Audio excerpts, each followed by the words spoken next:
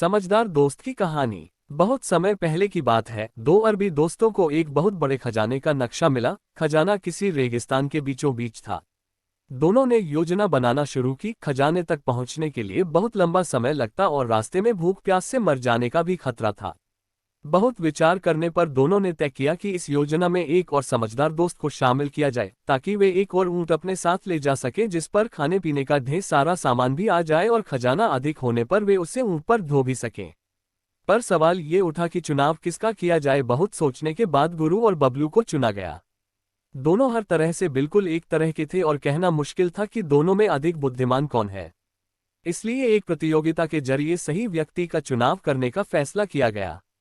दोनों दोस्तों ने उन्हें एक निश्चित स्थान पर बुलाया और बोले, आप लोगों को अपने अपने ऊंट पर सवार होकर सामने दिख रहे रास्ते पर आगे बढ़ना है।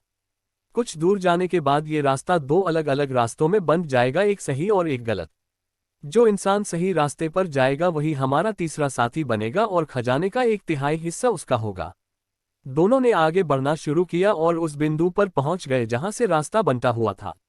वहां पहुंचकर गुरु ने इधर उधर देखा। उसे दोनों रास्तों में कोई अंतर समझ नहीं आया और वह जल्दी से बाएं तरफ बढ़ गया। जबकि बबलू बहुत देर तक उन रास्तों की ओर देखता रहा और उन पर आगे बढ़ने के नतीजे के बारे में सोचता रहा। करीब 1 घंटे बाद बाईं ओर के रास्ते पर धूल उड़ती दिखाई दी। गुरु बड़ी तेजी से उस रास्ते पर वापस आ रहा था। उसे देखते ही बबलू मुस्कुराया और बोला, गलत रास्ता। हाँ, शायद, गुरु ने जवाब दिया। दोनों दोस्त छुपकर यह सब देख रहे थे और वे तुरंत उनके सामने आए और बोले, बधाई हो। शुक्रिया, बबलू ने फौरन जवाब दिया। तुम्हें नहीं, हमने गुरु को चुना है। दोनों दोस्त एक साथ बोले, पर गुरु तो गलत रास्ते पर आगे बढ़ा था, फिर उसे क्यों चुना जा रहा है? बबलू गुस्से में बोला, क्योंकि उसने ये पता लगा लिया कि गलत रास्ता कौन है और अब वो सही रास्ते पर आगे जा सकता है, जबकि तुमने पूरा वक्त बस एक जगह बैठकर यही सोचने में गंवा दिया कि कौन सा रास्ता सही है और कौन सा गलत।